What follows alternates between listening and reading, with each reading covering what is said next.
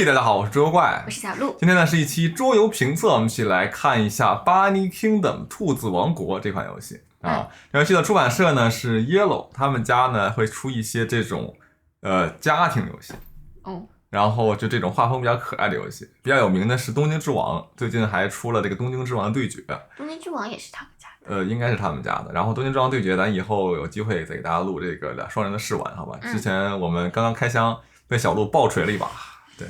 对，然后说回我们这个兔子王国，这个游戏有点老了，应该差不多是桌游怪刚入坑就硬核桌游的时候，当时很早就买了它。当时看了 Dice Tower 他们的这个推荐，说是这个家庭游戏，好吧？必须打个引号，这个游戏到底是不是适合家庭一起玩还不好说。但它的确是家庭游戏门类，是吧？反正一会儿大家知道，看完我们这个评测部分就知道我什么意思了，好吧？那话不多说，让我们来看一下这个游戏的一个玩法吧。噔噔。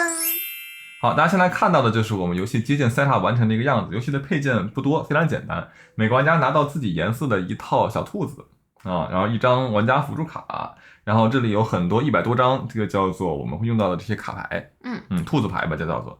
然后主板图这边是计分板，每个玩家拿一个兔子放在0分的位置。然后地图上面所有这个画有城市的，这里你少放了一个，哎呦，放置一个1级的塔，好吧？怎么能看它是1级的呢？因为这个建筑上有一个塔尖儿。这里是2级，与之对应的是2级的跟3级的。然后呢，这边呢我们称之为是建筑板块。游戏呢总会进行4轮，然后每一轮的话呢，玩家会进行轮抽啊。然后2人局、4人局的话，每个人会发10张牌，然后3人局的话呢，每个人发12张牌。奇数轮我们顺时针传递，然后偶数轮我们逆时针传递，好吧？举个例子。我们现在模拟一下这个大概4人局吧，因为这游戏2人局玩可能没有太大意思。我们模拟一下4人局。4人局每个玩家拿到10张牌之后呢，你从这些牌里面选择2张保留啊，就是一个轮抽的机制。轮抽机制比较常见啊，在这个猫岛里面啊，不是面包之岛，是猫岛啊。然后在这个寿司狗，然后七大基地大家都见过。只有这游戏比较特别的在于它是保留2张牌，好吧？那比方说我保留这2张牌，随便举个例子，展示流程。然后呢，我们奇数轮是顺时针传递，就把这个牌传递给顺时针方向的下一个玩家。假设那里还坐了一个人，然后呢，我们立刻就把刚才轮抽的牌给它打出来啊。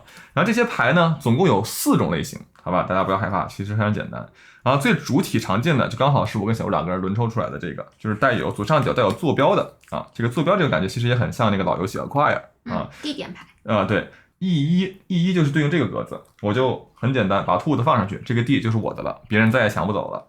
然后呢，D10在差不多这里，好吧？一个在东，一个在西。你这是在哪里？我在 F9跟 G9。小鹿还是认真在玩的，你看他把地连在一起了啊。对，然后它除了这个左下角地点信息之外呢，它正上方这里呢还有它这个地它所生产的资源，以及它是不是潜在的会包含这个地图 setup 石头这个城堡。比方说我们这2个都在森林里，刚好它就是产这个木头的，对吧？它都是一对应的。然后小鹿站的这个 G9 这里有一座城堡，所以咱拿这个数字1表示1级城堡。好，那与这一类牌类似的，我这里再准备出来了一些。假设我轮抽的这个就放在这里，这里刚好就是一个生产胡萝卜的地，没问题吧？这6就是啊，这6这9是这个生产鱼的地，这对应的。然后呢 G8啊，这个声音不太好听，但没关系，它这个就啥也不生产，就只是占了个地。那这样的地其实后面还是有作用的，好吧？大家稍后就会看到了。然后 B6好像同样也是不生产任何东西，比方说在这里。然后 B3是跟它这个道理一样的，我就不放了。好，这是第1类牌。就是地点牌，地点牌你放置完兔子之后呢，就可以把它收在一边了，就没有用了。好，然后第2种牌，玩家可以抽到的是这种叫建筑牌，然后与刚才这个地点牌不太相同的是，这些建筑牌呢会暂时保留在玩家面前。比方说下一手小鹿抽了一个2，一个3啊，这2个建筑牌呢放在他面前，然后他同时呢会从我们这个供给区拿到对应的建筑啊，3上面放一个3，2上面放个2。然后类似的还有这个特殊一点的，比如说这个 Sky Tower， 好吧，它也有对应的建筑。然后呢，比方说像这边的扎营的牌，我打出来就是拿一个这边对应的板块，这个意思大家都懂了。还有各种生产资源的这些板块，好吧，叫建筑牌。然后第3类牌玩家可以抽到的叫 Provision， 这就是单独的这一种啊。这张牌上面写了立刻从牌堆顶抓2张并且打出来，相当于是一个无中生有，1换21换2，只不过这2张牌是盲抽的。比方说我抓了这张牌之后立刻打出来，把这张牌弃掉，然后从牌堆顶盲抓2张并且再立刻打出来，就这么简单。然后第4类牌呢，就是终局计分，这叫 parchment， 这个牛皮纸牌。这些牌呢，大家打出来之后呢，要给它背面朝上扣制。所有玩家都知道你有这个终局计分，但他不知道具体内容是什么。这就很像猫岛了啊，这就很像猫，这游戏非常像猫岛。好。然后我们10张牌都抽完之后呢，进入到这一轮的尾声。然后这个时候玩家可以把自己面前还有建筑的这些建筑打到地图上面去。这个建筑的摆放规则是怎样的？首先最简单的就是这边的1级城堡或者2级城堡，你可以把它打在一个你的兔子所占据的位置比方说像这个样子，好吧？那你为什么想打这个城堡呢？这个涉及到的是我们每一轮轮末就是在建造结束之后的一个计分阶段，就是写在玩家的辅助卡上面了，叫 Harvest Phase 收获阶段。相当于是我们的小兔子在收获农作物。然后呢，我们每一片地都会计分。每一片地所记的分数等于它的这个城堡的这个塔尖数的总和乘上在这一片地它生产的不同资源的这个数量。所以以黄色小鹿的这一片地举例，它的这个塔尖数等于1、2、3座，它生产了其中一种资源是树，所以这一片地可以在第1轮结束的时候给它生产3分。收获阶段每轮轮末都会发生，所以这片地至少会给小鹿带来12分，差不多是的。好，然后呢，类似的道理，这个3级的塔，这个塔稍微不太一样一点，是因为它在这个数字旁边还有一个山的标记，意思就是说它只能打在山地形上，好吧？所以就是比方说这个，目前来说我没有你没有那你这个建筑牌可以保留着，之后的轮次再把它建上去。对，你可以在之后的建筑阶段可以给它接上去。好，那假设这张牌是捉怪的，那我就可以把它打在，比方说这个位置，因为这里是符合条件的。然后还有一个这个关于建造的一个规矩，就是说在同一个格子里面只能有一个建筑。所以比方说你像这个地方已经有一个3级建筑了，我不可能说将来再给它挤一个别的城堡，好吧？然后说类似道理，比如说像这边的这种三角形的建筑，虽然它不是城堡，但是也不能这样挤在一起，就每个格子只能有一个建筑。好，这个城堡说完了，我们再来看一下其他的这些建筑牌。先来说这些简单的，比方说这个鱼，好吧，玩家就是可以在这里找到对应的一个板块，然后你放在同样的是你小兔子所在的位置，比方说放在这里。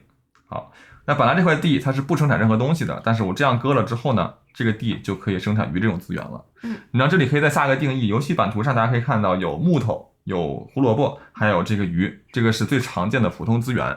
那除了这种资源之外，大家看到的其他的这种高级的这个资源，比如说这个香料，然后像是这个海里才可以生产的珍珠，山里才能挖到的这个矿石，它整局游戏里面呢都只有1张牌与这边的这个建筑一一对应，总共有7种。总共有7种，是的。所以呢，比方说这个在海里，类似道理，如果你控制海的话，你就可以把它放在这里。所以大家可以看到这片地现在不仅够生产鱼，还可以生产珍珠。现在需要这片地边上有个城堡。对，因为这个虽然给我带来2种不同的资源，但是因为我的另一个乘数是0，所以这片地暂时也是不会给我得分的。所以这个城堡跟这个生产资源的类型，它是一个相辅相成的一个感觉。然后你看这个带有3个格子，它这个意思并不是说3个资源各生产1个的意思，而是你3个里面选择1个你喜欢的就是去补那个短板，大概是这个意思。然后再来看这2种稍微特殊一点的建筑，首先第一个是这个扎营，扎营这个牌呢，它可以让玩家把它打在任何一个地图上空闲的位置，其他的建筑呢，玩家都是需要打在有你兔子的位置。这个扎营你可以搭在任何一个你喜欢的，比方说把它搭在这个位置好了，好吧？然后这片地呢，就算临时是被你控制了然后将来如果有任何玩家真的抓到了 G7 这张牌的话，他会把你赶走。扎营这个事儿呢，意义非常重大，因为它可以帮你连接这个2片不相连的地。比方说这里本来你有2座塔，这2座塔本来只有2分，但是你这样一连接起来之后呢，这个两座塔就可以进入到这一大片乘数里面去了。然后类似道理，大家可以看到这边还有叫 Sky Tower， 然后 Sky Tower 的话呢，就是通天塔吧，它相当于就是一个传送门，然后是两两一对的。然后你把它打上去的时候呢，就是要把它放在，比方说这个例子吧，我一个放在这样的空地，因为每片地只能有一个建筑嘛，然后另一个呢放在远处，那这2片地就视作是连接在一起的。那在我这个例子里面其实没有带来额外的分数，但大家可以想象一下，说这里还有一只的话呢，对，那它们就可以合并在一起积分。它的作用类似于就是刚才我们说的这个扎营，好吧，这就是所有的建筑了。所有玩家都计完分之后呢，我们就会到新的一轮，再给每个人发10张牌或者12张牌，然后按照反向的顺序去进行这个轮抽。4轮结束之后呢，我们会进行一波这个终局计分。所以终局计分的话，其实就是玩家在游戏当中你扣着打出来这些牛皮纸牌。然后现在我们再来稍微看一下这个牛皮纸牌里面到底大概有哪些内容。好，我挑出来了一些这个牛皮纸积分牌，大家稍微看一下，这里每一个它的计分项跟它的美术是对应的，还挺可爱的。然后这个就是你可以得12分，如果你控制了至少10片地，就10个小方块就可以。对，就最小的1乘1的都算是1片地，但是一旦连起来它就不算是2片地了啊。这个是这个。然后每一种你生产的这个贵重资源，就是除了那3个普通资源之外的，你可以得3分，好吧？然后这个左右手很经典，就是1分或者4分，如果你还有右手的话，右手在这里配套起来就是8分，配套起来就总共8分。然后像这种纯分的牌，然后大家看到就是像这个上面带盾的，与前面我们讲的这个有一个对比，这种带盾的就是直接给你分数的，没有要求，没有要求，没有前置条件。然后你像这个，它就是盾流，就是我之前有一次就是湖中爆虎就抓了一些牌，每一个 treasure 这种带盾的，你可以得额外3分，然后你可以双倍你所有的盾的分。这一套就是无敌，好吧，分数很大啊。然后你像这个就是可以左右手抄左手边的抄右手边的人的一张目标牌，这是抄左手边的一张牌啊。好，然后你像这个就是根据你的这个占地的地形有关系，比方说每一片地生产木头的地，你可以得额外1分。然后如果你有7个生产木头的能力的话，你可以得20分，这个分很大。然后类似的，你生产7个鱼可以得20分，等等等等之类的。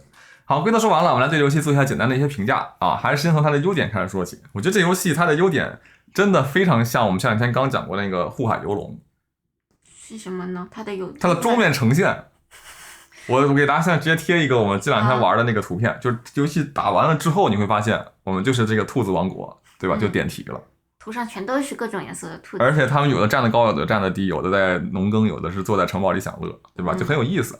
然后这2个游戏还有一个共同点，就是它都是有点这个区控元素，但是区控呢，它同时又受制于游戏当中的其他的机制。比方说这个护海游龙，它就是板块放置机制，而且你的这个板块放置还得是基于其他玩家的这个龙的位置，不能延伸自己，得延伸别人，还有一些固定形状，还有一些固定形状，对。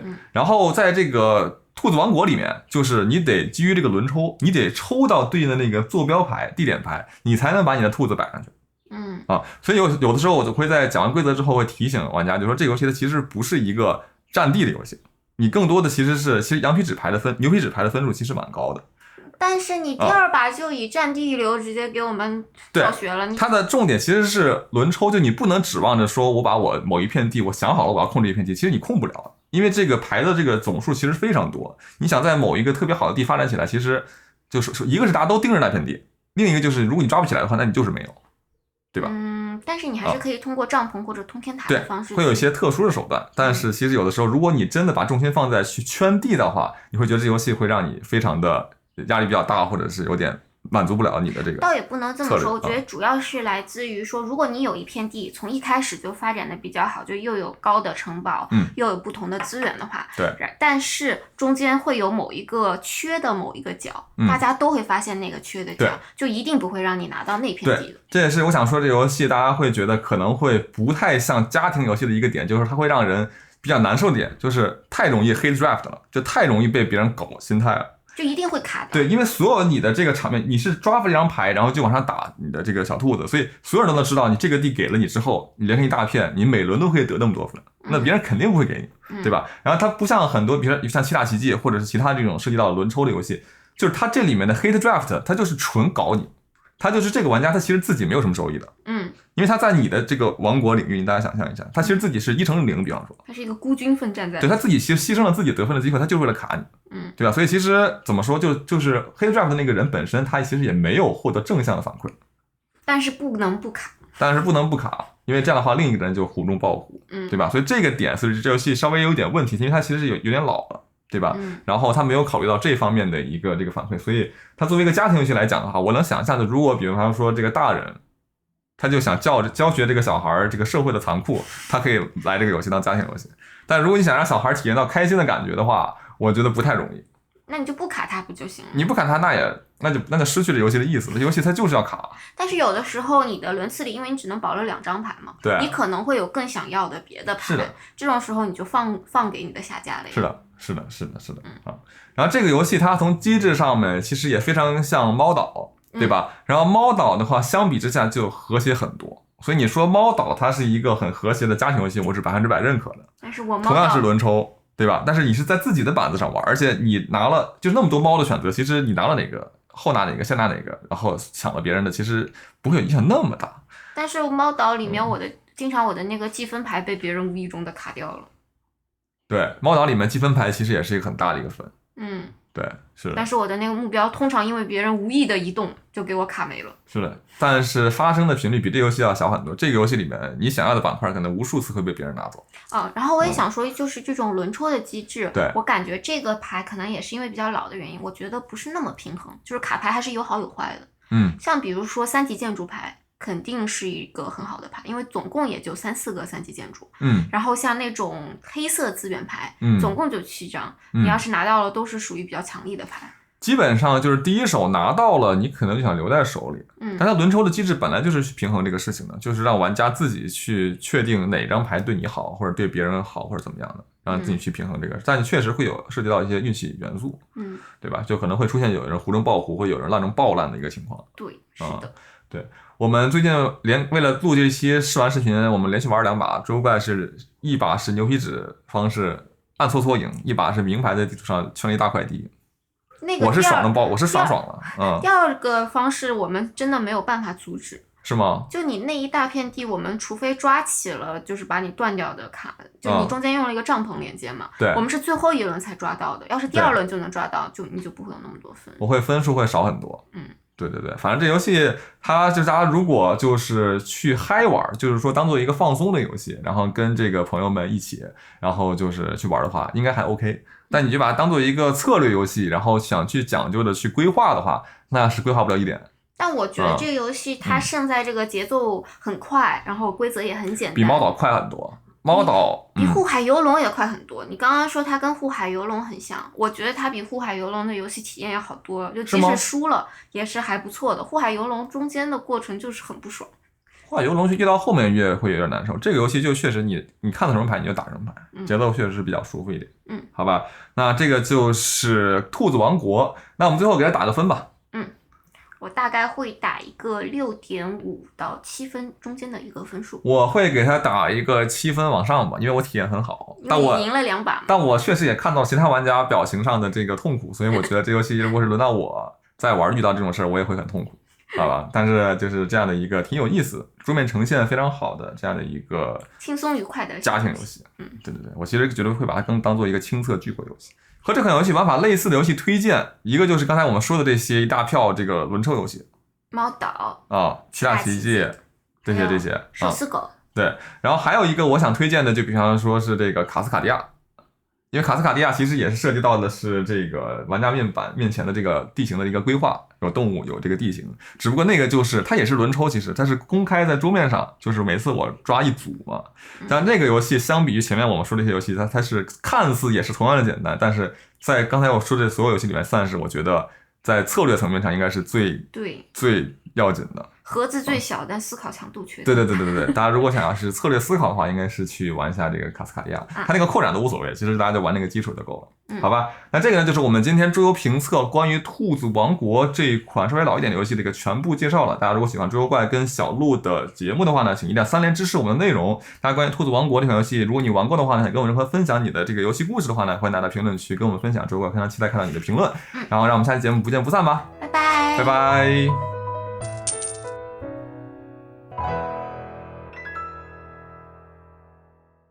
我其实觉得像这样稍微冷门一点的，或者稍微有点过时的这些游戏，偶尔拿出来玩一下，其实还是挺香的，是，对吧？就是你好像想不起来它了，但是过去这些游戏，我觉得当时每一年出的新游戏的数量不够多，所以每一款游戏其实大家都投入了很多的这个开发时间进去，都还有一些可取之处。然后你可以说它有问题，但是你同样能知道它在某一些特定的集体里面应该是能发挥作用的。